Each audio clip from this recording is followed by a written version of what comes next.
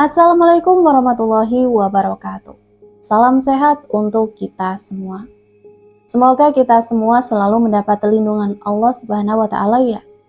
Diberikan nikmat sehat walafiat serta dimudahkan segala urusannya.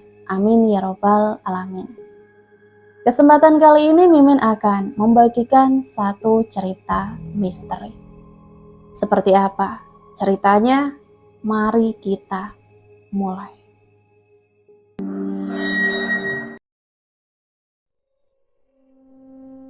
Delvi, PNS muda yang cantik, bekerja sebagai guru bahasa Arab di pesantren. Di umurnya yang ke-23 tahun, dirinya masih setia menjomblo, kala pria berantri untuk menjadikannya pacar ataupun istri. Namun dia menolak dengan alasan tertentu yang tidak diketahui oleh siapapun. Gombalan dari anak-anak pesantren selalu dia dapatkan ketika masuk mengajar maupun berkeliling di pondok saat jam istirahat tiba. Tak sampai di situ, beberapa guru pria pun juga menggodainya dengan beberapa candaan kecil mengenai pasangan. Dan mereka kerap menyangkut pautkan diri mereka dengan Delvi untuk menikah. Hari ini Bu Delvi masuk kelas kemana? Hendra, pria yang satu ini diam-diam menyukai Delvi. Dan dari dulu ingin mengungkapkan perasaannya. Tetapi dia malu dan tidak berani. Kelas 9 apa? Kalau begitu sampai jumpa ya Bu. Semangat mengajarnya dan harus sabar mengajari murid-murid yang selalu menggombal. Delvi tersenyum kemudian membalas. Bapak pun suka menggombal kok. Saya duluan ya Pak. Assalamualaikum. Waalaikumsalam. Seperginya Delvi, Hendra tersenyum sendiri dan salah tingkah dengan menggaruk kepalanya yang tidak gatal. Pria tersebut pun bergumam, "Kapan saya bisa memilikimu Bu Delvi?" Mengajari murid yang bandel memang menguras emosi dan kesabaran. Disinilah Delvi harus mengontrol perasaannya agar perkataan yang tidak diinginkan keluar begitu saja, dikarenakan sikap murid yang sudah membuatnya kesal. Dia harus menjaga image di sini, sesuai dengan perintah ibunya untuk mengajar di pesantren, sembari belajar juga agar dapat menanam akhlak yang lebih baik. Sebelum dirinya masuk kelas, guru yang mengajar sebelumnya belum keluar. Bisa dibilang dia korupsi waktu, dan Delvi tidak suka dengan hal ini. Dia melihat jadwal pengajar, dan terteralah nama Ustadz Tamrin, yang dimana dialah yang sekarang mengambil waktu dari jam mengajarnya. Delvi merupakan guru baru di sini. Buktinya dia baru seminggu mengajar. Tangan putihnya mengetuk pintu, menengokkan para murid dan Pak Tamrin yang sedang menjelaskan beberapa pesan untuk akhir ajarannya. Assalamualaikum. Waalaikumsalam. Ustadz Tamrin beranjak dari duduknya, mengucapkan maaf ketika ia menghampiri Delvi karena mengambil waktu di jam pelajarannya sedikit. Delvi tersenyum memaklumi hal itu, walau dalam hati dia tetap kesal. Dengan tidak enak hati, Ustadz Tamrin lagi-lagi mengucapkan maaf, lalu menutup kelasnya, beserta mengambil peralatan pengajarnya, kemudian keluar dengan ucapan salam. Selama mengajar di pesantren, Delvi tentunya sering mengeluh karena dia pun menginap di rumah warga. Karena dia tidak punya tempat tinggal. Untungnya ada salah satu warga yang baik hati, mempersilahkan Delvi untuk tinggal di rumahnya, yang notabene tak ada yang menempati. Delvi tidak mungkin pulang balik dari rumahnya ke pesantren yang berjarak puluhan kilo. Jadi dia lebih memilih untuk tinggal di tempat tersebut dan pulang ketika hari Kamis hingga Minggu siang. Karena sorenya dia akan kembali ke pondok lagi untuk mengajar keesokan harinya. Selesai mengajar, Delvi menuju ruang guru dan beristirahat di sana. Di ruang guru terjadi pembicaraan kecil yang menyita perhatian dan rasa penasaran Delvi akan sosok pria yang tampan hadir di pesantren baru-baru ini. Dia ustadz, selain itu dia tampan dan juga berakhlak baik. Pokoknya idola para wanita dan imam yang baik. Delvi menyaut karena kekepoannya yang tinggi. Kalau boleh tahu siapa dia? Bu Delvi, masa nggak tahu sih? Saya baru di sini Bu. Itu loh Bu, Ustadz Tamrin. yang terkenal ganteng tapi mencuekkan para gadis di sini. Sampai sekarang dia belum nikah loh, padahal umurnya udah 26 tahun. Oh, Ustadz Tamrin ya? Tadi saya ketemu dia karena ngambil waktu lebih saat jam mengajarnya udah habis. Dan tepat di saat itu saya yang mengajar selanjutnya. Kami sempat berbincang sedikit. Balas Delvi memancing rasa keirian dalam diri mereka karena berbicara dengan Tamrin sangatlah langka. Aduh, beruntung banget sih Bu Delvi. Ustadz Tamrin itu mau diajak bicara kalau yang penting-penting saja, Bu.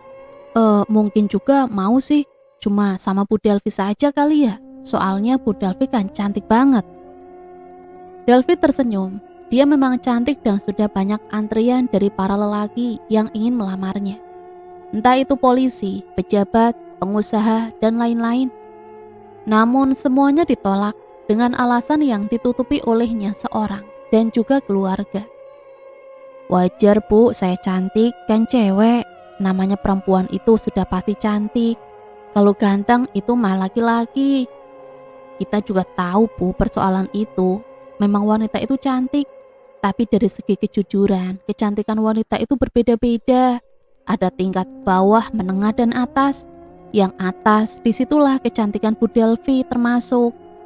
Delvi mengakhiri pembicaraan ketika ibunya sedang mengirim pesan bahwa apakah dia baik-baik saja di pesantren. Iya Bu, saya baik-baik saja kok.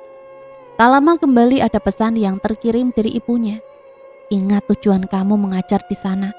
Kamu harus cari dan capai hal itu.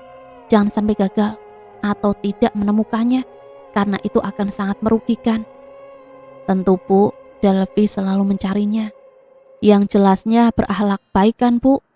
Kalau ada kamu jangan lolosin dia ya nak. Tapi ingat, ada syaratnya dan itu harus terpenuhi dan sesuai tingkat ketinggiannya. Ibu tenang saja. Delvi harus mencapai hal itu sesuai tujuan utamanya, mengajar di sini. Sebisa mungkin Delvi harus memikat hati Ustadz Tamrin agar dapat memilikinya. Gosip yang beredar mengenai Ustadz tersebut kian waktu membuatnya semakin penasaran akan sosok pribadinya dari seorang Tamrin. Apakah pria itu dapat menjadi imamnya dan mengeluarkannya dari dunia itu?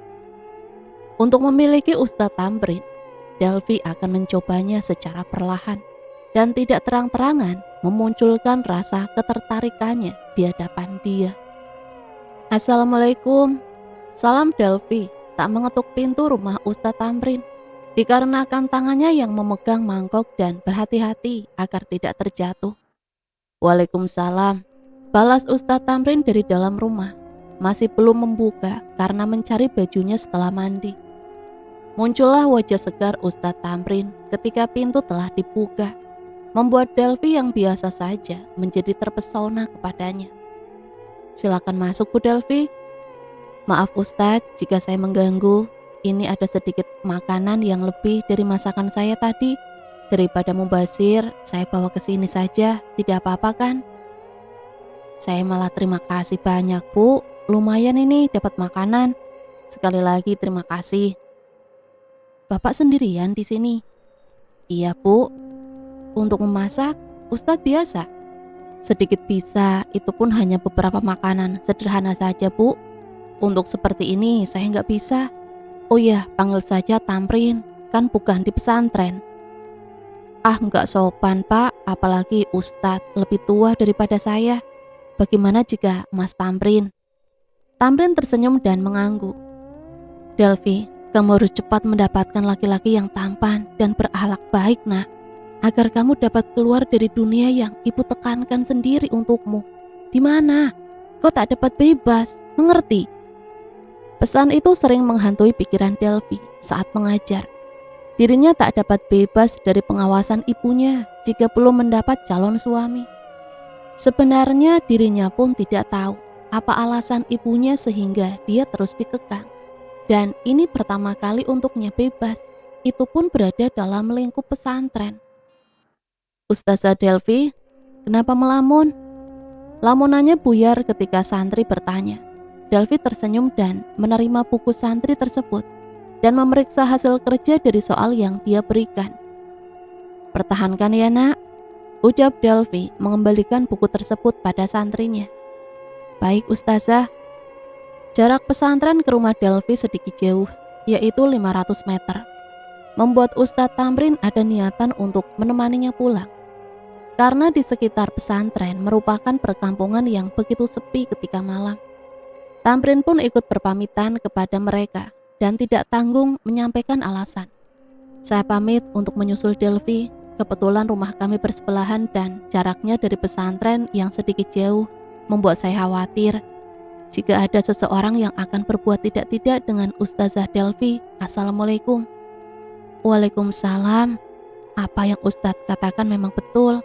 Tidak baik seorang wanita pulang sendirian di tengah sepinya perkampungan ini," balas Hamzah yang juga sama khawatirnya dengan Tamrin. "Itulah yang saya pikirkan Ustazah." Hamzah mengangguk, memerhatikan punggung Tamrin yang perlahan menghilang seiring berjalannya. Di sisi lain ada Hendra yang berdecak dalam batin. Jika dirinya telat bergerak untuk mendampingi Delvi pulang. "Mereka tampak cocok," saut Harun tiba-tiba, dan Hamzah mengangguk akan hal itu. Membuat Hendra tidak tahan untuk tidak tinggal diam. "Maaf, saya hanya ingin memberitahukan bahwa bukannya tidak baik pula jika Ustadz Tamrin dan Ustazah Delvi berduaan saja. Bisa saja menimbulkan fitnah jika salah satu warga melihat mereka. Maka dari ini saya akan menyusul mereka untuk mengawasi," ujar Hendra. Harun saling menatap dengan istrinya, kemudian mengangguk. "Tolong!" Teriakan itu memotong ucapan Pak Anton, dan refleks mereka menengok ke sumber suara. Para warga yang lainnya pun berlarian menuju arah teriakan, sehingga Harun, Hamzah, dan Anton juga menyusul mereka. Anak saya menghilang Pak, Bu." "Loh, kenapa bisa hilang Bu?" "Saya nggak tahu Pak, saya kan ke kamar mandi. Sudah itu bayi saya nggak ada. Tolong bantu cari Pak, Bu, saya mohon." Ibu tersebut menangis. Bayinya baru 4 bulan dan suaminya pun tidak ada karena sedang merantau. "Astagfirullahaladzim Pak, Bu, ayo kita cari." Semua mencari keberadaan bayi tersebut dan mengelilingi perkampungan hingga mereka masuk ke hutan dan mencarinya di sana. Pencarian terus berlanjut hingga ke hutan yang paling dalam. Para warga tak henti-hentinya mencari walaupun subuh telah tiba. Kemana bayi itu? "Setelah anak ibu diculik, pintu kamarnya terbuka nggak Bu?" "Pintu kamar saya tertutup Pak, cuma satu jendela saja yang terbuka, itu pun jendela kamar saya kecil." Salah satu warga pergi melihat jendela ibu tersebut, dan benar, jendelanya kecil dan tidak mungkin seorang manusia dewasa masuk dalamnya. Jika bukan manusia dewasa, apakah seorang remaja yang berkeliaran di malam hari seperti ini? Itu tidak mungkin. Tapi siapa? Kita harus menanyakan hal ini ke Ustadz Tamrin. "Kenapa Ustadz Tamrin, Umi?" "Aduh Abi, Ustadz Tamrin kan orang pintar. Kita bisa bertanya ke dia." Para warga lainnya pun setuju dan menuju rumah Tamrin sekarang. Diikuti sang ibu yang sedang menangis dan ditenangkan oleh warga lainnya. Sampai di rumah Tamrin, warga mengetuk pintu rumahnya. Sementara di dalam sana, Tamrin baru saja menyelesaikan sholat tahajud. "Assalamualaikum, Ustadz Tamrin." "Waalaikumsalam." Ustadz Tamrin menatap para warga, termasuk Anton, Hamzah, dan Harun yang berada di depannya. "Ada apa ya rame-rame di sini?" "Tolong saya Ustadz, anak saya diculik seseorang." "Diculik seseorang? Kenapa bisa terculik Bu? Ibu sedang tidak terjaga." "Ustadz, penculikannya terasa aneh. Jika manusia yang menyuliknya, bagaimana bisa seseorang masuk melalui jendela yang kecil? Itu pun hanya jendela sebelah. Tolong bawa saya ke rumah ibu." Mereka pun menuju rumah ibu tersebut. Sesampainya di sana, Tamrin masuk dalam rumah dan memejamkan matanya yang tidak dimengerti oleh warga. Ketika pejaman matanya terbuka, Tamrin mengepalkan tangannya. Anak ibu sudah meninggal. Nafas si ibu tersebut tercekat. Bagaimana bisa anaknya meninggal, sementara kabarnya tidak diketahui sama sekali? Tamrin dapat merasakan bekas dari energi di tempat ini. Dirinya menuju kamar ibu tersebut dan Tamrin yakin yang menyulik anak ibu adalah Parakang. Orang-orang saling memandang. Parakang terkejut dan tidak percaya jika kampung mereka terdapat makhluk seperti itu. Tamrin rasa dirinya harus menemukan sosok Parakang ini dan mengusirnya dari kampung karena mangsa Parakang bukan hanya bayi, tapi orang yang sedang sakit pun menjadi incarannya. Malah yang sekarang menjadi targetnya juga. Keesokan harinya sesuai suruhan Ustadz Tamrin, para warga pun menyebarkan berita dan memberitahu pesan-pesan yang harus dilakukan oleh warga. Jika ada ibu hamil, bayi, atau orang yang sakit, tolong dijaga. Dikarenakan itulah mangsa Parakang. Untuk yang lebih lengkap, Parakang itu bisa berubah-ubah, tetapi perubahannya tidak sempurna dan mudah ditebak oleh orang lain. Contohnya jika dia berubah menjadi anjing ataupun kucing, maka kaki belakangnya akan lebih panjang dan ekornya pun terkesan aneh, yaitu pendek.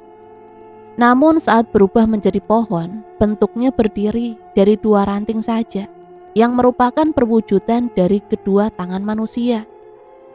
Delvi keluar dari rumahnya bersamaan dengan Tamrin menuju pesantren dan bercengkrama di perjalanan. Ibu Delvi sudah tahu berita mengenai Parakang di kampung ini. Parakang, apa itu Ustadz? Saya baru mendengarnya. Parakang sejenis manusia yang memiliki ilmu hitam. Sosok tersebut menyerang ibu hamil, bayi, dan orang sakit. Jika kekuatannya sudah berada pada titik yang paling tinggi, bahkan orang sehat pun bisa meninggal dibuatnya. Ustadz, jangan ngada-ngada, saya merinding dan ketakutan jadinya, apalagi saya sendirian di rumah. Dan juga bagaimana jika saya pulang ke rumah malam-malam? Di hari sebelumnya mungkin rasa takut masih bisa saya tahan, tapi kali ini tidak. Ustadz Tamrin tersenyum. Saya bisa menemani Ustazah jika ingin pulang. Delvi menunduk malu. Dia tidak menyangka jika Ustadz Tamrin mengatakan hal ini. Padahal sebelumnya dia tidak ada niatan untuk itu. Terima kasih Ustadz. Sama-sama. Mereka pun sampai di pesantren, tepatnya di ruang guru, dan semua membahas soal Parakang tersebut. Delvi yang tidak tahu akan Parakang membuatnya menyahut di antara mereka. Parakang itu laki-laki atau perempuan? Parakang itu bisa jadi laki-laki, bisa juga perempuan. Mengapa manusia itu bisa menjadi Parakang? Akibat salah satu ilmu. Juga ada ilmu yang diberikan oleh orang, tetapi dia tidak bisa menyelesaikannya. Aduh, kok ada orang yang mau begituan ya? Mengerikan sekali. Ucap Delvi merinding. Begitupun dengan Hamzah yang berada di sampingnya. Hendra, laki-laki itu memutar bola matanya, menatap kesal Tamrin yang selalu mencari perhatian ke Delvi. Padahal pikiran Hendra terhadap Tamrin sangatlah salah. Hanya saja pikiran laki-laki tersebut ditutupi oleh rasa cemburunya. Sepulang dari pesantren, Ustadz Tamrin mengajak Delvi untuk menjenguk ibu yang telah diculik anaknya. Delvi sangat kasihan kepada wanita tersebut. Tentu dirinya tak dapat membayangkan jika buah hatinya direnggut oleh sosok yang mengerikan. Sampainya di sana, Tamrin mengetuk pintu sembari mengucapkan salam. Ustadz Tamrin terus mengetuk hingga ketukan yang ketiga kalinya tetap tidak ada balasan dari yang punya rumah. Sebaiknya kita pulang Ustadz Tamrin. Sudah 3 kali Ustadz mengetuknya dan tak ada jawaban dari dalam. Kemungkinan ibu itu tidak ada ya di rumahnya. Baiklah, kita pulang Ustazah. Delvi berada di rumahnya setelah menyampaikan salam perpisahan dengan Ustadz Tamrin. Dia masih memikirkan sosok yang menggemparkan kampung ini. Kira-kira siapa manusia yang bersosok Parakang itu? Dan apa tujuannya untuk menjadi Parakang? Delvi tak ingin memikirkannya lebih jauh lagi. Dia mengingat bahwa dirinya sendiri di rumah dan merasa ketakutan di sini. Malam pun tiba. Mulai sekarang para warga akan selalu berkeliling untuk mencegah sosok Parakang itu datang ke sini. Mereka harus menemukannya dan memusnahkan makhluk yang meresahkan warga. Cukup sekali saja dia memakan korban di kampung ini. Tamrin dan Hendra termasuk warga yang berpartisipasi untuk ikut mencari sosok Parakang tersebut. Hingga di pertengahan jalan yang kebetulan melewati rumah Delvi, Hendra diam-diam memisahkan diri agar dapat menuju rumah Delvi dan bertemu di sana. Assalamualaikum Ustazah. Waalaikumsalam Ustadz, silakan masuk. Hendra pun masuk kemudian duduk. Dirinya tersenyum riang ketika Delvi berada di depannya sekarang. Tumben Ustadz Hendra bertamu di sini. Rumah Ustadz kan jauh juga. Oh, kebetulan lagi ngeronda sama warga lain. Juga keliling-keliling buat cari sosok Parakang itu. Siapa tahu lagi berkeliaran dianya. Di tempat lain Tamrin bersama warga lainnya beristirahat. Ketika pandangannya menyusuri wajah-wajah di sekitarnya, dia merasa ada yang kurang. Sampai akhirnya dia menyadari jika Hendra tidak ada. Bapak-bapak, lihat Ustadz Hendra. Semua warga menggeleng mencari keberadaan Hendra yang tidak ada di antara mereka. Semuanya pun panik. Mengapa Hendra menghilang tiba-tiba? Salah satu warga berceletuk. Mungkinkah Ustadz Hendra menjadi korban selanjutnya? Karena pertanyaan tersebut, suasana menjadi ramai akan kekhawatiran mereka. Tamrin yang mendengar itu menghela nafas dan berusaha menenangkan mereka. Pak, tolong jangan panik, kita harus tenang dan selalu berdoa kepada Allah. Saya yakin Ustadz Hendra tidak diculik oleh makhluk mengerikan itu. Warga pun mengangguk dan kembali mencari keberadaan Hendra. Ustadz Tamrin menuju rumah Delvi. Setelah sampai dia mendengar suara laki-laki di sana. Ketika telinganya menjeli, Ustadz Tamrin geleng-geleng dibuatnya. Tak dapat dielakkan lagi bahwa yang ada di sana adalah Ustadz Hendra. Assalamualaikum. Waalaikumsalam, balas Delvi dan juga Hendra. Ustadz Tamrin pun masuk membuat Hendra terkejut dan akhirnya cengengesan dan meminta maaf. Astagfirullah Ustadz, Anda membuat kami khawatir sampai-sampai warga mengira Anda diculik oleh Parakang karena menghilang tiba-tiba tanpa adanya jejak. Delvi menatap Tamrin dengan heran, begitupun ketika pandangannya beralih ke Hendra.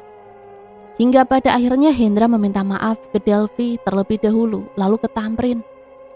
Maaf Ustadz, saya lelah dan akhirnya istirahat sebentar dan menuju di sini.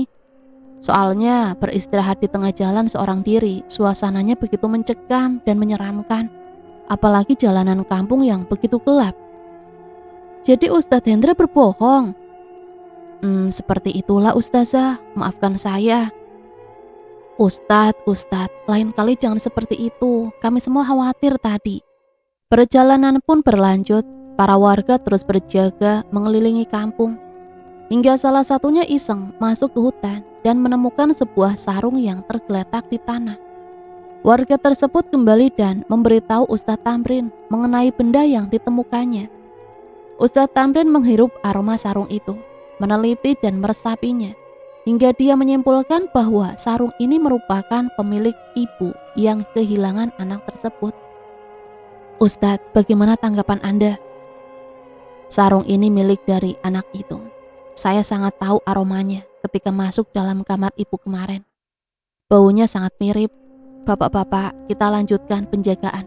Percuma kita masuk ke hutan karena kita tak dapat memastikan apakah sosoknya berkeliaran di sana atau tidak. Setelah berjaga, mereka memutuskan untuk pulang ketika pukul 1 pagi dan akan terus melakukannya setiap malam agar tak ada korban dari Parakang itu lagi. Saya akan memberitahukan kembali mengenai ciri-ciri makhluk mengerikan itu. Mohon selalu diingat dan juga disebarluaskan agar kita terhindar darinya. Secara kasat mata dia adalah orang normal. Kadang di waktu-waktu tertentu instingnya muncul, lalu berubah menjadi kucing ataupun anjing. Namun kalian harus mengingat bahwa untuk mengenali makhluk tersebut adalah perubahan yang terjadi. Tentu berbeda dari hewan biasanya, yaitu ekornya pendek. Kaki belakangnya ada 3 dan pandangan yang selalu menunduk. Malam pun tiba. Seperti malam kemarin, para warga kembali meronda di setiap rumah. Memeriksanya apakah ada perilaku warga yang aneh atau tidak. Setelah memastikan, mereka terus berpindah-pindah rumah hingga menemukan satu rumah yang sendirian dan agak jauh dari rumah lainnya. tapi masih termasuk di kampung tersebut. Di tempat itu mereka mendengar teriakan seseorang yang begitu pilu. Mimik wajah Tamrin menjadi serius. Dia mengambil secari kertas yang ada di saku bajunya, memastikan bahwa ini adalah rumah penjual jamu tadi. Ya, penjual jamu yang ditemuinya tadi siang. Penjual jamu tersebut sedang hamil. Pak, dengarkan saya baik-baik dan jangan ada yang panik, paham? Semuanya mengangguk, tapi memasang wajah yang belum mengerti dengan maksud ucapan Ustadz Tamrin.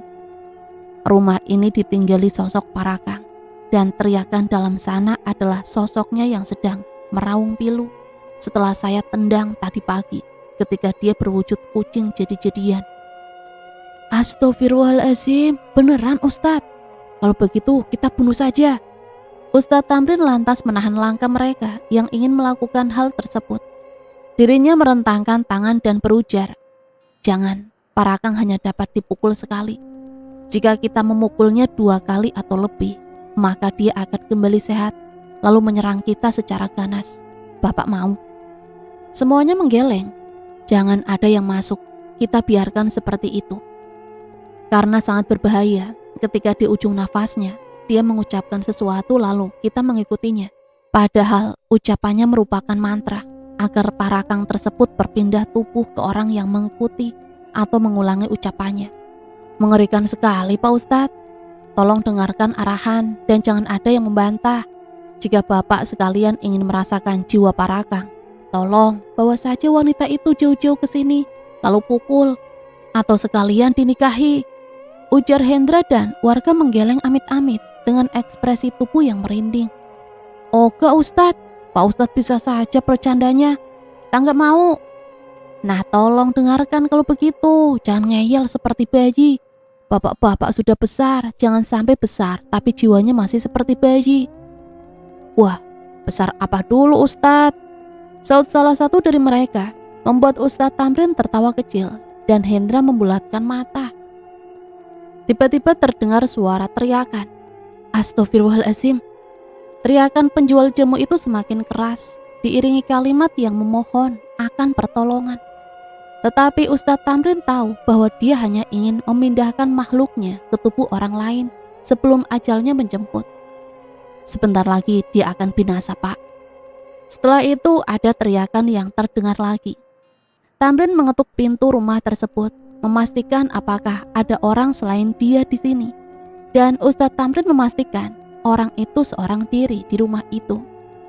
Pak, ikuti saya. Warga pun mengikutinya, terutama Hendra yang berada di belakangnya dengan langkah yang pelan. Pintu rumah terkunci, terpaksa dobrakan membuatnya rusak dan terjatuh di lantai. Assalamualaikum warahmatullahi wabarakatuh. Saat mereka masuk, suasana berubah secara drastis akan dinginnya malam yang berdesir menyapa kulit mereka. Kok tiba-tiba dingin gini ya Ustadz? Saya juga tidak tahu Ustadz. Ustadz Tamrin mencari keberadaan wanita tersebut dan ketika membuka pintu dari salah satu ruangan, dia melihat wanita yang sedang berbaring di sana. Ustadz Tamrin mendekatinya, memeriksanya yang ternyata sudah tidak bernyawa lagi. Para warga yang berada di belakang memandang ngeri hal itu.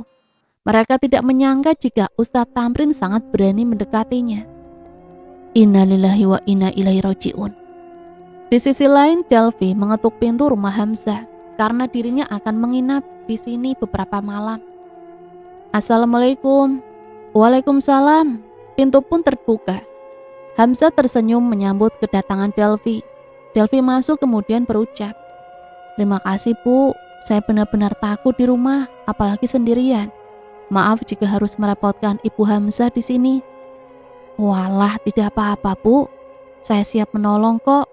Jujur, saya pun takut jika sendirian di rumah, apalagi suami saya juga nggak ada.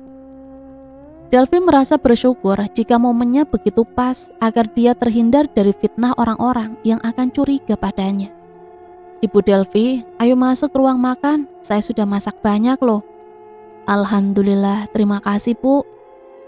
Ketika di ruang makan, mereka berbincang kecil di sela makannya. Aduh Bu, jangankan di luar, di rumah pun takut. Apalagi harus keluar malam-malam begini. saya nggak berani deh kalau tidak ditemani sama suami. Ibu Hamzah enak kalau sudah bersuami, saya belum.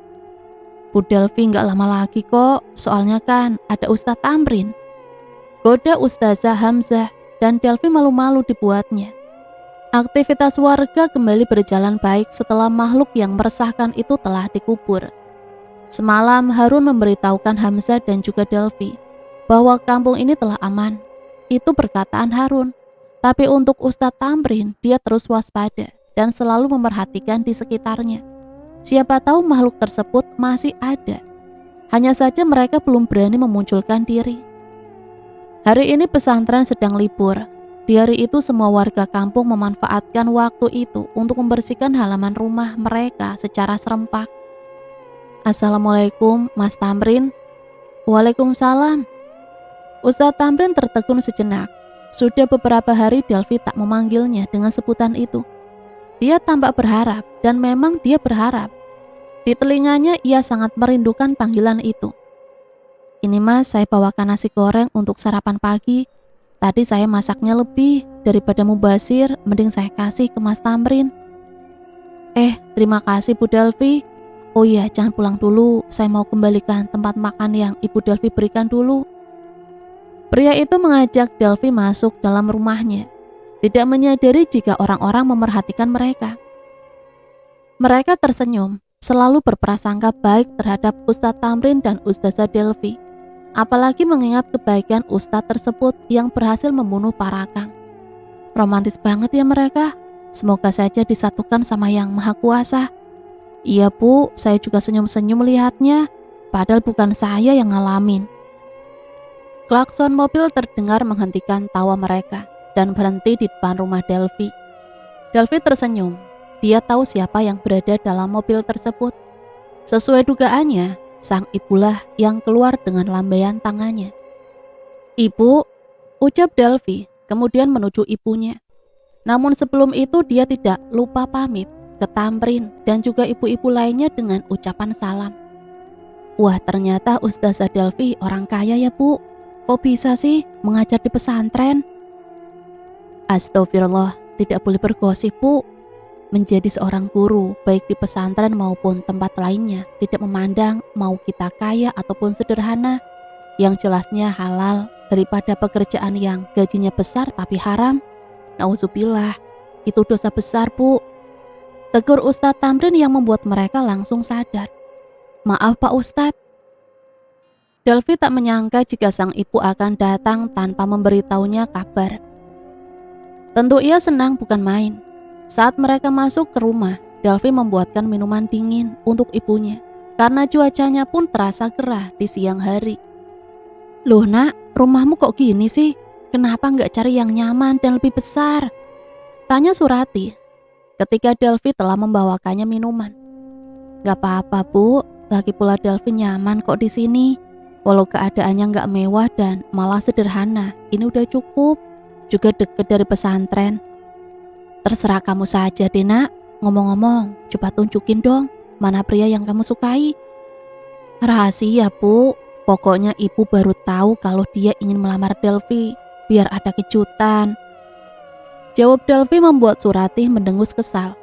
Anaknya kurang asik kalau begini, padahal dia sungguh penasaran dengan paras yang berhasil memikat hati anaknya. Ibu kok nggak bilang-bilang sih kalau mau datang? Emangnya harus bilang ya nak? Kan ibu mau ngasih kejutan. Assalamualaikum. Waalaikumsalam. Waalaikumsalam Pak Hendra. Balas Delvi. Surati memerhatikan Hendra dari ujung rambut hingga ujung kaki. Penilaian wanita itu begitu tinggi terhadap pria yang akan mendekati putrinya. Dia siapa kamu Delvi? Teman ngajar Delvi Bu. Hendra Bu. Ibu Surati. Surati tersenyum memandang penampilan Hendra dan juga wajah tampan dari pria itu. Surati pun menebak bahwa mungkinkah dia adalah pria yang disukai oleh Delvi. Jika iya, Surati pun setuju jika selera anaknya seperti ini. Ibu Delvi, maaf atas kedatangan saya yang kemungkinan mengganggu. Hanya saja saya ingin meminjam soal-soal yang telah ibu buat sebagian, boleh?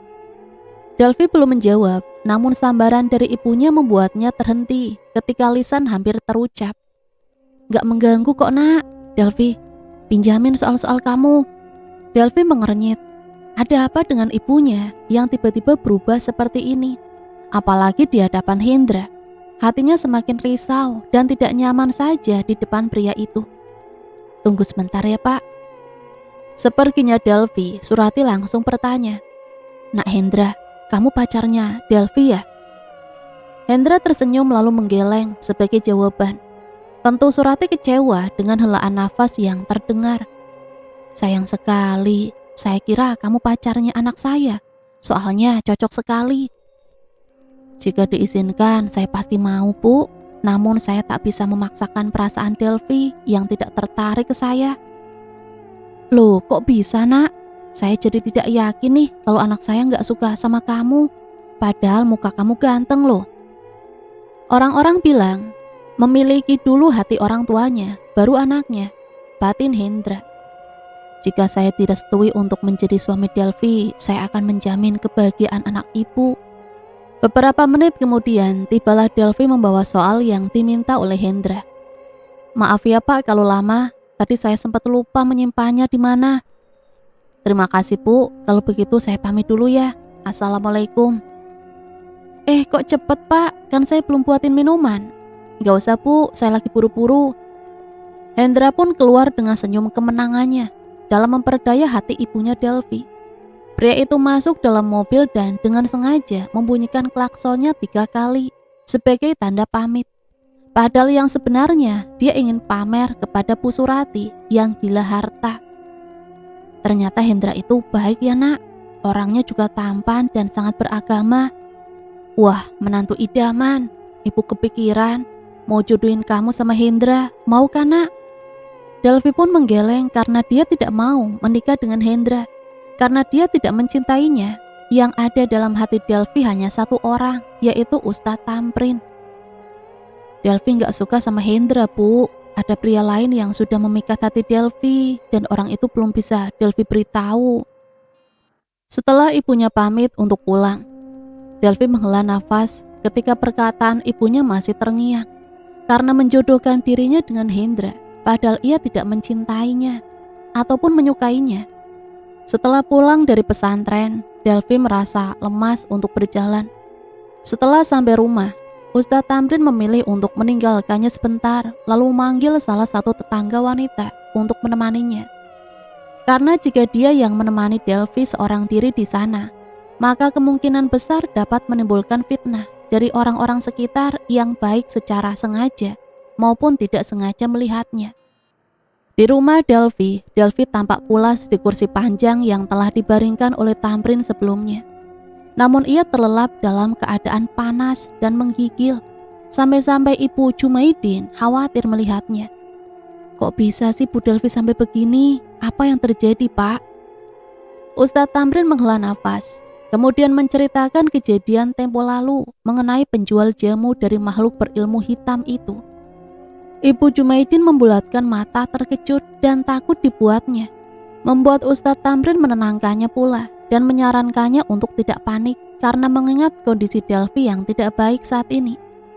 Takutnya suara mereka mengganggu ketenangannya.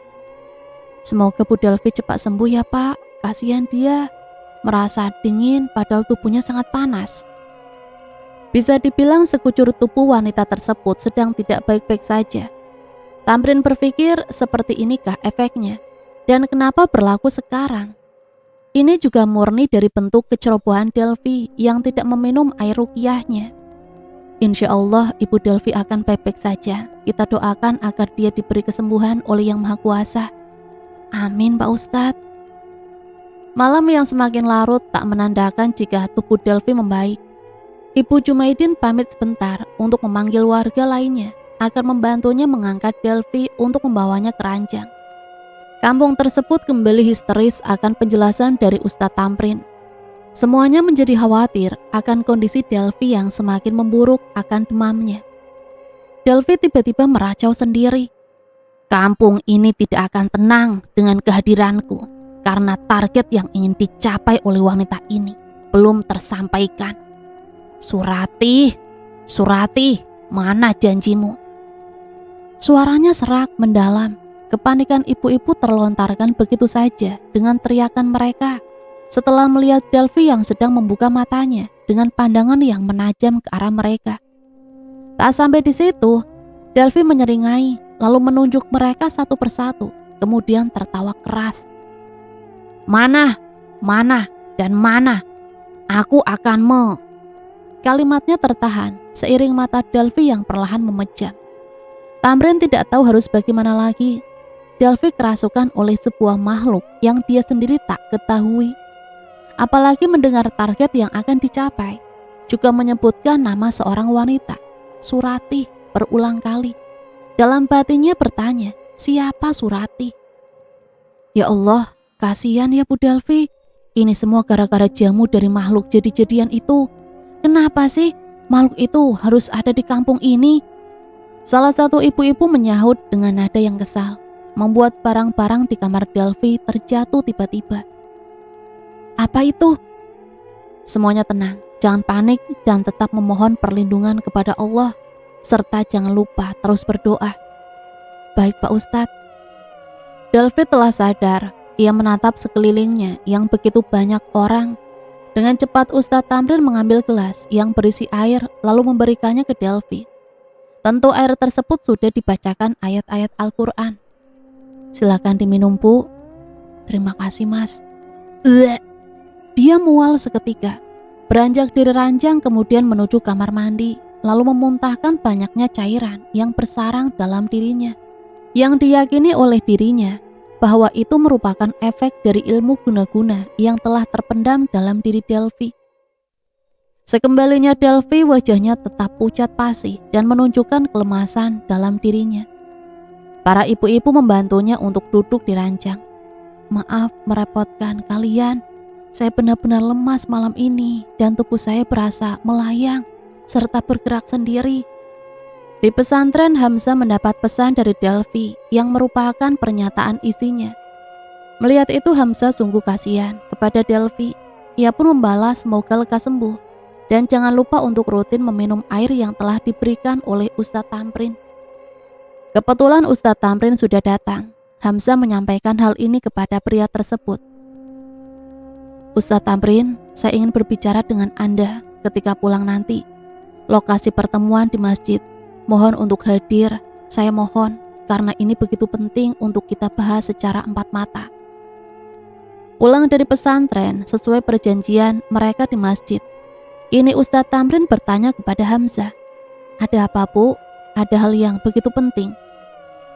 Ibu Delvi sedang sakit hari ini, jadi dia tidak ke pesantren tadi.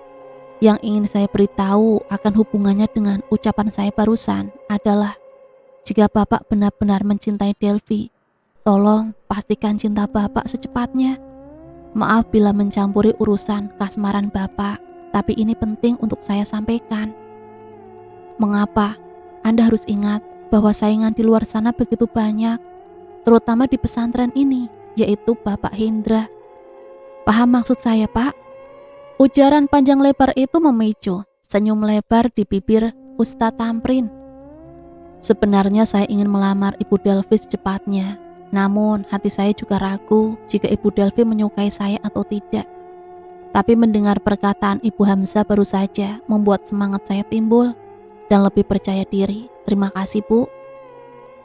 Bismillah. Ustadz Tamrin memejamkan mata sejenak, kemudian membuka matanya, lalu keluar dari rumah dan menuju rumah pujaan hatinya. Ia mengetuk pintu sebanyak 3 kali. Assalamualaikum. Waalaikumsalam, Mas Tamrin. Ustadz Tamrin dipersilahkan masuk. Ketika dirinya telah duduk, Delvi menatapnya dengan wajah yang memanas.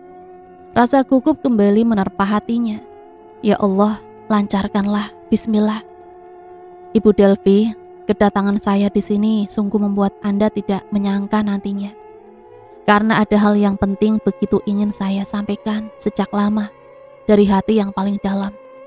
Akan tetapi mulut saya begitu pengecut untuk sekedar melontarkannya. Tapi kali ini dengan dukungan seseorang yang telah lama memerhatikan perasaan saya yang tertutupi, namun ia ketahui. Maka dari ini saya begitu yakin untuk menyampaikannya di waktu sekarang. Mas Tamrin, jangan sungkan-sungkan untuk menyampaikannya. Saya akan bantu sebisa saya jika ada yang Mas Tamrin butuhkan. Saya membutuhkan hati Ibu Delvi.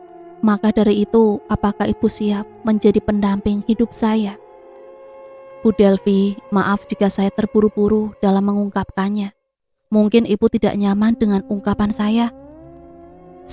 Saya malu, Mas. Saya tidak tahu harus menjawab apa selain kata iya. Alhamdulillah, terima kasih ya Allah. Terima kasih telah menerima saya, Bu. Sebelumnya nggak tahu mau ngomong seperti apa, karena bingung mau ngutarainya gimana. Jujur saya gugup sekarang ini. Hanya saja keyakinan diri saya lebih kuat dan dapat menekan keraguan ini. Insya Allah minggu depan saya akan melamar di Delvi. Kalau boleh tahu tempat tinggalnya di mana? Mas Tamrin gak usah repot-repot, saya akan hubungi Ibu biar datang ke sini. Insya Allah minggu depan ya Mas. Hari-hari pun berjalan dengan baik. Namun keanehan kembali terjadi pada dalam diri Delvi. Dia sempat bercermin, akan tetapi Delvi sekilas melihat bayangannya di kaca. Agak menghitam di sekelilingnya. Masih berpikir positif dengan membetulkan posisi jilbabnya. Kali ini Delvi tak dapat menahan teriakannya ketika ia terkejut melihat dirinya yang bercermin. Siapa kamu? Aku adalah dirimu yang bersemayam sejak lama, Delvi. Tetapi aku selalu bersembunyi dan belum ingin memunculkan diri. Sempat atau hampir saja. Namun lagi-lagi aku tahan ketika kejadian tempo lalu.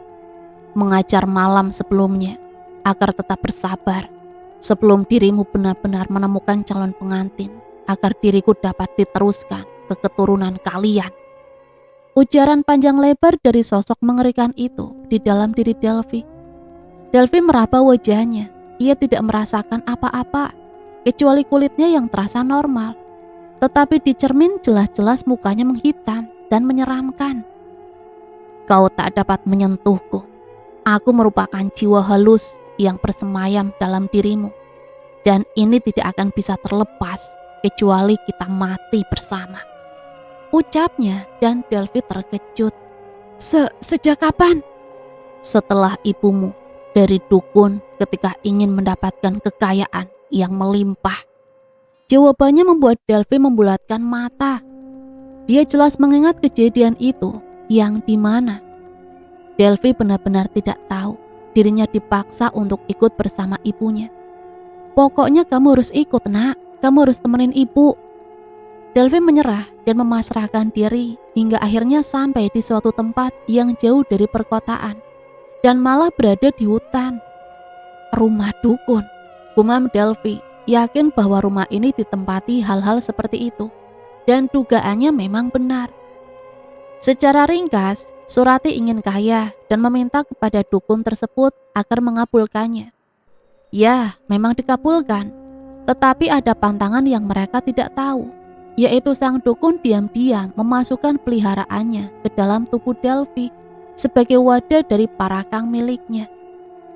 Delvi sempat melarang dan memperingati bahwa hal ini sangat dibenci dan dimurkai oleh Allah. Tetapi tidak didengarkan karena Surati terlalu gila akan harta dan dibutakan oleh hal tersebut.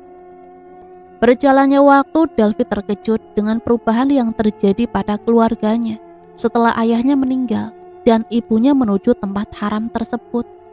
Mereka menjadi keluarga yang kaya raya. Sudah mengingatnya, Delvi terbuyar dalam memorinya. Sosok mengerikan itu tertawa dan Delvi berteriak kencang. Pergi dari tubuhku, makhluk mengerikan! Tidak akan pernah, kecuali kita mati bersama. Dengan cepat segera dirinya mengambil gelas dan meminum air yang telah diruqyah oleh Ustadz Tamrin untuk mengusir makhluk tersebut. Sialan kau Delvi, aku memang pergi, tapi sementara. Astagfirullahaladzim, aku gak nyangka jika aku adalah parakang. Bagaimana ini? Dia juga mengatakan jika dia akan meneruskan dirinya ke keturunan kami. Khawatir Delvi, dia beristighfar berulang kali. hingga mendapat sebuah keputusan bahwa dirinya harus tidak jadi. Delvi tak sanggup melakukannya. Dan kini pikiran baru muncul dalam benaknya. Apakah mungkin dia sosok yang membunuh bayi itu dalam keadaan tidak sadar? Bulu kuduk Delvi merinding seketika. Ya Allah, tolong hamba-Mu yang tidak tahu apa-apa mengenai hal ini. Delvi menangis bingung bagaimana caranya agar dapat melepaskan sosok tersebut dari dalam tubuhnya. Setelah mengetahui dirinya sedang sakit, ilmu hitam yang bersemayam dalam tubuh, Delvi memutuskan agar menjauhi Tamrin untuk sementara waktu, hingga pria tersebut memutuskan untuk melamarnya. Kini di hari Minggu ini, ibunya Surati telah tiba di rumah dan mempertanyakan siapa yang akan melamarnya. Delvi hanya menjawab bahwa besok adalah hari di mana pria itu akan datang, dan rasa penasaran ibunya juga akan terjawab. Nak, kenapa kamu jadi pendiam seperti ini? Biasanya orang yang akan dilamar itu pasti mukanya senyum-senyum, tapi kamu sangat berbeda. Ada yang mengganggu pikiranmu? Benar, Bu, ada. Semenjak diriku tahu bahwa aku adalah seorang parakang. Dan hal itu dikarenakan ulah ibu sendiri yang akan gila terhadap harta kekayaan. Ucapnya dalam hati. Tidak, Bu, Delvi baik-baik saja kok, cuma lagi gak pingin banyak ngomong karena sariawan. Malam pun tiba, Delvi mencari botol mineral yang ia simpan di atas meja semalam. Tapi dia tidak menemukannya. Kemana botol tersebut?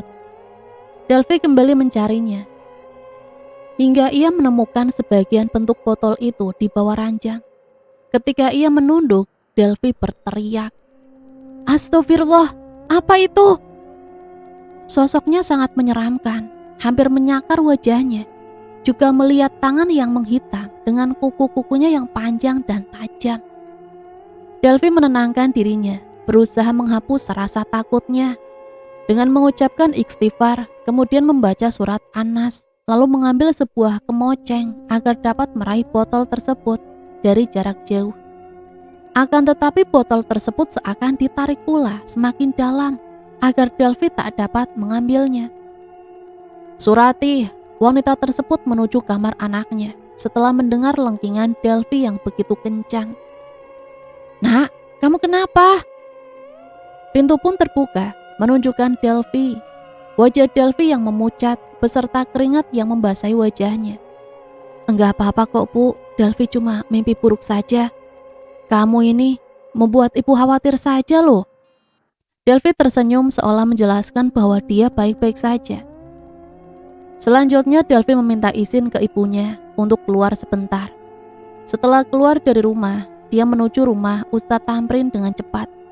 Diketuknya pintu dengan terburu-buru, lalu mendapatkan Tamrin yang menatapnya dengan kening yang mengerut. "Kamu kenapa, Dek?"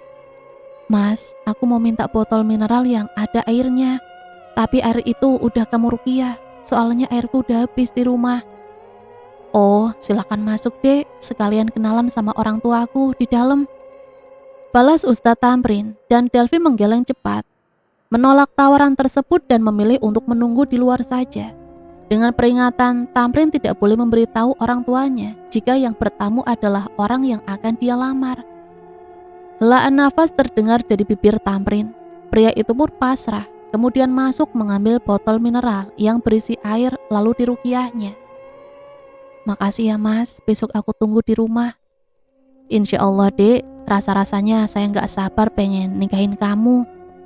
"Amin, semoga dilancarkan. Kalau begitu saya pulang dulu Mas. Assalamualaikum." "Waalaikumsalam." Tamrin setia memerhatikan Delvi hingga wanita tersebut masuk dalam rumahnya. Tetapi tiba-tiba dia menangkap sesuatu yang janggal, yaitu berupa ilmu sihir hitam sekelebat mengelilingi tubuh Delvi dalam berbentuk aura. Dia menjelikan penglihatannya, tetapi Delvi sudah masuk terlebih dahulu. Kenapa? Apakah saya salah lihat atau bagaimana?" "Astaghfirullahaladzim, semoga itu tidak terjadi padanya. Lindungilah calon istri saya, Allah." Gumamnya dengan nada yang khawatir. Semoga dugaannya salah. "Kamu bicara sama siapa, Nak?" Enggak apa-apa kok, Pak. Saya masuk Pak, nanti dilihatin warga.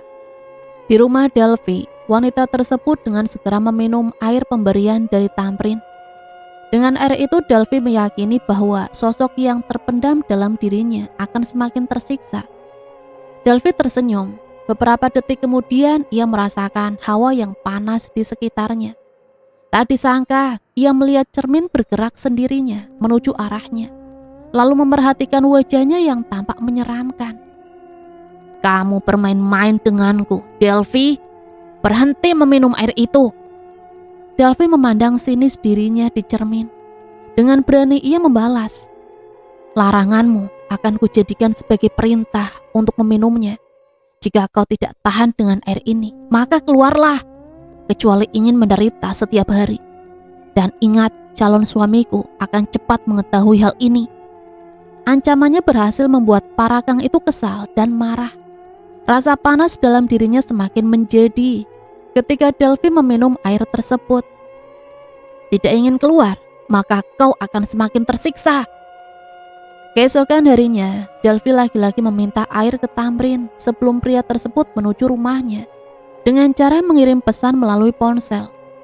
Tamrin yang ada di rumahnya pun heran dan bertanya-tanya kenapa Delvi selalu meminta air.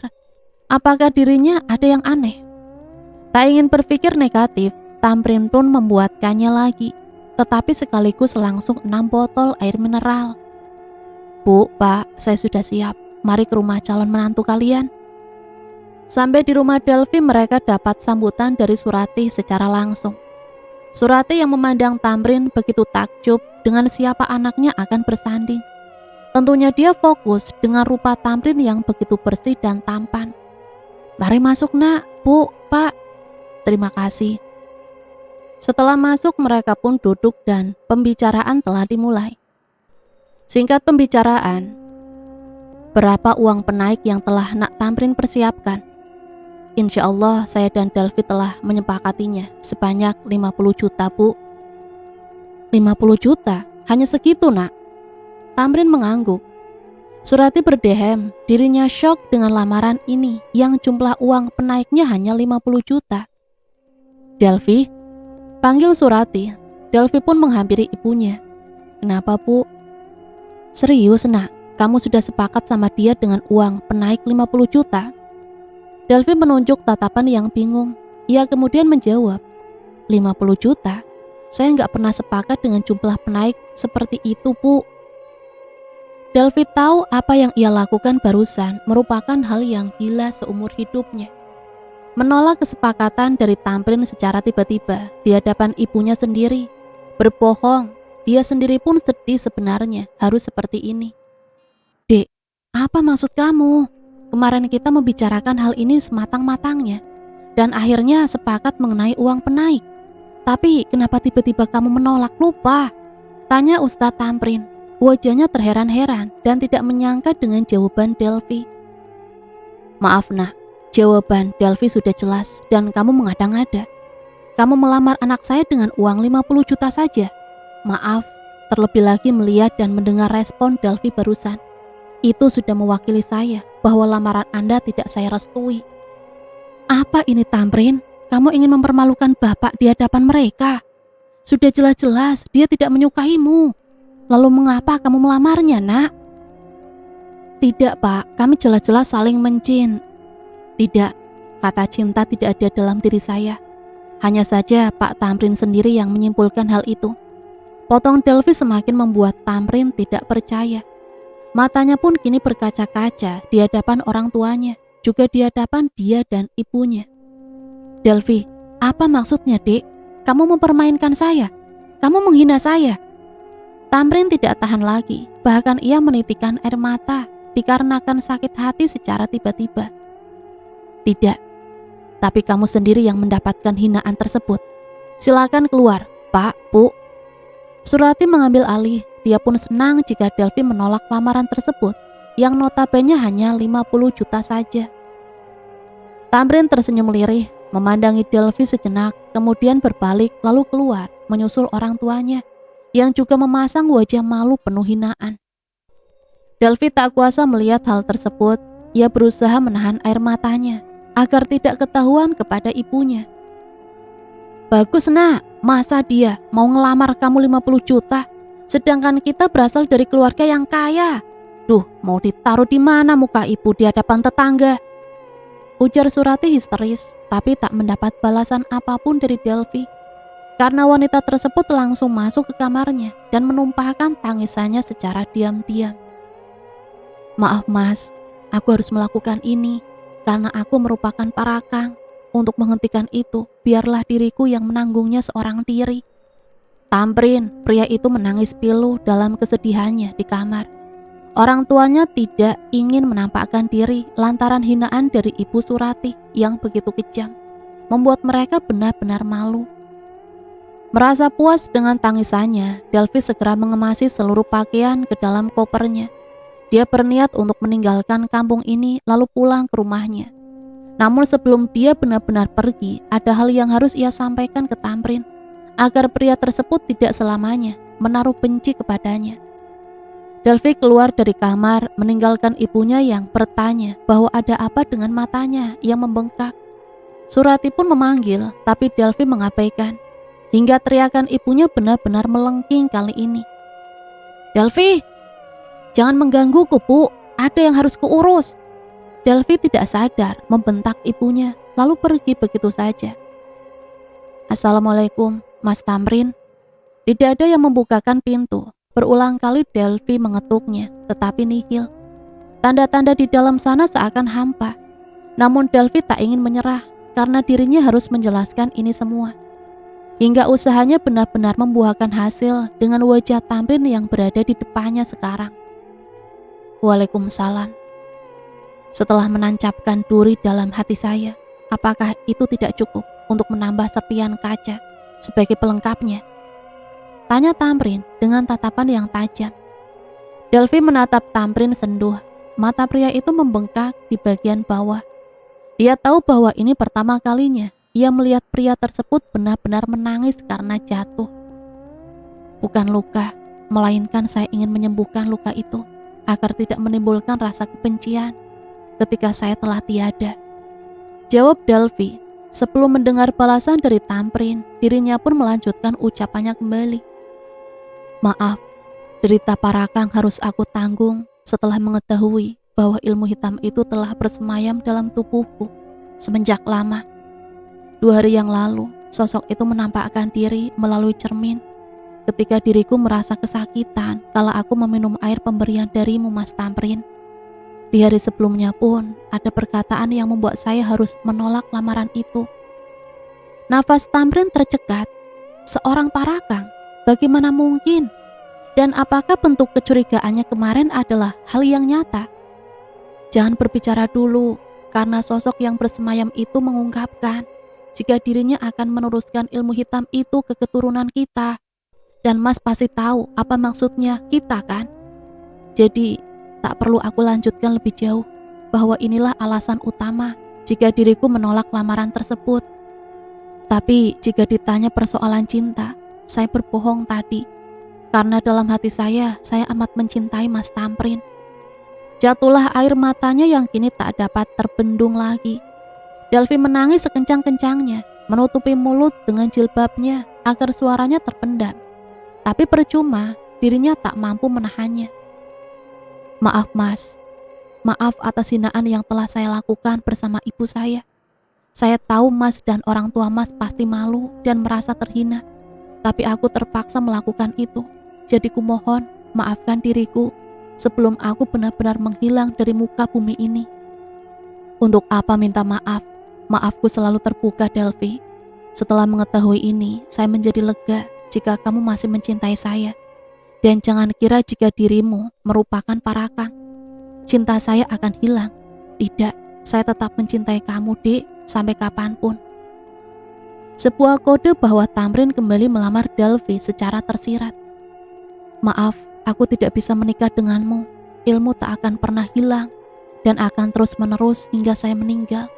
Jadi saya memutuskan untuk pergi, Mas. Tamrin ingin menahan Delvi. Sayangnya Delvi menggeleng dan menyegah langkah pria tersebut dengan peringatan bahwa dia akan membencinya seumur hidup jika ia mendekat. Delvi kembali balik ke rumah. Pintu pun dibukanya dan langsung mendapati sang ibu yang ada di hadapannya. Delvi membatin bahwa inilah waktunya agar dia tahu bagaimana wajah ibunya ketika suatu rahasia dalam dirinya terungkap. Bu, aku ingin bicara serius. Ini mengenai masa depanku. Terima kasih telah membuat putrimu menjadi seorang parakang. Karena ibu, aku terpaksa menolak lamaran Mas Tamrin. Apa maksudmu, nak? Tidak perlu berpura-pura, Bu. Karena ibu, aku harus menjadi makhluk jadi-jadian itu. Aku hancur, Bu. Termasuk masa depanku sendiri. Apa yang dikatakan oleh Mas Tamrin semuanya benar. Kami sepakat dengan uang penaik 50 juta. Karena aku mengatakan, semampu Mas saja. Tapi setelah mengetahui hal yang bersemayam dalam diriku, aku memutuskan untuk menolak lamaran tersebut. Ini tidak mungkin. Dukun itu tidak menjelaskan apa-apa, nak. Aku sudah mengatakan sebelumnya bahwa kita tidak boleh melakukan hal itu, Bu. Tapi ibu tetap memaksa karena buta akan kekayaan. Dan juga malu karena tidak ingin menerima kenyataan bahwa kita hanyalah keluarga yang sederhana. Ya kita memang kaya, tapi setelah ayah meninggal, ini ibu bebas berbuat apapun, bahkan sampai melakukan kesyirikan. Mereka berdua tidak sadar, terutama Delvi yang memancing kedatangan para tetangga yang kini berada di depan rumahnya. Suaranya terdengar nyaring dan membentak, sampai-sampai orang dari pesantren pun datang atas panggilan salah satu warga yang melapor. Ada apa di dalam? Tanya Hendra. Sepertinya Ustazah Delvi sedang marah-marah, Ustadz. Hendra dengan cepat melangkah dan ingin mengetuk pintu rumah Delvi. Akan tetapi Tamrin menghalangi pria tersebut dengan perkataan, "Saya pun terlibat dalam permasalahannya, Pak. Mohon mundur dan biarkan saya yang melakukannya." Hendra mengerutkan kening. Tamrin juga terlibat dalam permasalahan di keluarga Delvi. Secara paksa Tamrin menendang pintu rumah dan melihat Delvi yang tengah menuntut ke ibunya. Ini semua gara-gara ibu yang membuatku menderita karena menjadi parakang. Para warga yang mendengarnya terkejut. Delvi? Delvi menangis. Orang-orang kini memandang takut. Dengan cepat ia masuk dalam kamar lalu mengambil kopernya untuk pergi dari kampung ini. Para warga, maafkan saya jika ada perbuatan yang membuat kalian sakit hati. Karena mengetahui diri saya yang seperti ini, saya akan mengasingkan diri dan pergi sejauh-jauh mungkin agar tidak mengganggu ketenangan kalian. Assalamualaikum. Tamrin dan Hendra, pria itu menahan langkah Delvi. Kamu tidak bisa pergi tanpa saya, Delvi. Tolong hentikan niat kamu. Tidak ada yang bisa menghentikan saya, kecuali Sang Pencipta. Balas Delvi tegas. Semuanya telah terungkap. Dengan kepergian Delvi di kampung tersebut, membuat para warga kini menjadi tenang dari makhluk aneh yang sudah pergi. Namun di sisi lain, mereka tak menyangka jika Delvi lah orangnya. Akan tetapi penjelasan Tamrin membuat mereka semua mengerti bahwa bukan Delvi yang melakukan penyulikan anak tersebut, melainkan ada parakang yang sebelumnya telah mereka musnahkan. Delvi hanya meratapi nasib. Dia tidak dapat menghilangkan jejak ilmu hitam dalam tubuhnya. Dia benar-benar mengasingkan diri. Jauh dari perkotaan juga perkampungan, yang dimana dia seorang diri di sebuah tempat yang ia pun tidak tahu di mana lokasinya. Ibu benar-benar memberikanku tempat yang tepat. Gumam Delvi di sunyinya malam, kemudian terlelap tenang. Malam semakin larut hingga sosok halus dalam raganya bangkit secara sendiri dengan mata yang merah serta tubuh yang beterbangan ke segala penjuru untuk menuntaskan kelaparannya. Tak ada makanan yang ia dapati, sedangkan hari ini merupakan malam terakhirnya untuk hidup jika tak mendapatkan mangsa satupun. Tubuhnya perlahan melemah hingga terjatuh di tanah yang dibaluti oleh dedaunan kering. Delvi, kini kau bebas dariku.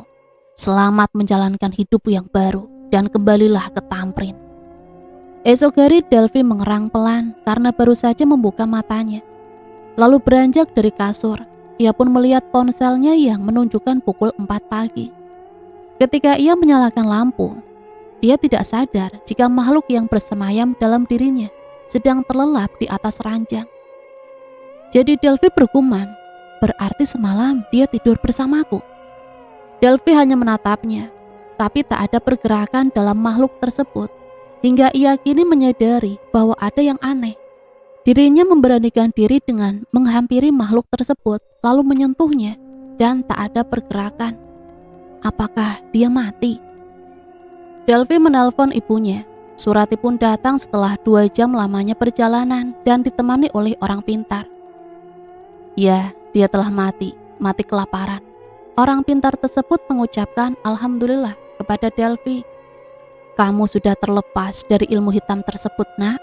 Untuk itu, Bu Surati, saya peringatkan agar tidak melakukan hal itu lagi. Sangat jarang seseorang yang sosok mistisnya memilih mati sendiri daripada memakan jiwa yang ia tempati. Nak, kamu mau kan memaafkan ibu? Tentu, Bu. Delphi juga minta maaf karena udah ngebentak-bentak ibu. Singkat cerita, akhirnya Delphi kembali ke kampung pesantren. Alhamdulillah mas, aku udah sembuh dari yang namanya parakang. Ini mengejutkan sekali. Aku gak menyangka ketika makhluk itu berada di sampingku, terkapar mati. Bagaimana bisa? Tentu bisa. Saya diasingkan kurang lebih 4 hari. Ketika parakang itu merasa lapar dan tidak menemukan makanan, matilah dia. Tetapi saya bersyukur jika dia tidak memakan saya. Alhamdulillah. Nak, saut Surati dengan nada yang pelan dan begitu hati-hati. Iya bu, maafkan ibu nak, ibu telah lancang menghina dan membuat kamu malu. Bukan hanya kamu, tapi orang tuamu pun juga merasakan hal yang sama. Saya mohon maaf untuk sebesar-besarnya nak. Bu, saya sudah memaafkan ibu jauh-jauh hari karena ibu tidak sepenuhnya salah. Dan seharusnya saya juga sadar diri jika tidak pantas untuk menjadi pendamping hidup Delphi, dikarenakan saya seorang yang sederhana. Itu dulu nak, tapi sekarang berbeda. Penolakan itu kini menjadi perestuan, agar kalian dapat bersatu. Dan cerita selesai sampai di sini. Semoga cerita ini bisa menemani hari-hari teman-teman semua ya. Sampai di sini saya pamit undur diri, mohon maaf apabila banyak salah kata. Sampai berjumpa kembali di cerita-cerita selanjutnya. Matur nuwun, wassalamualaikum warahmatullahi wabarakatuh.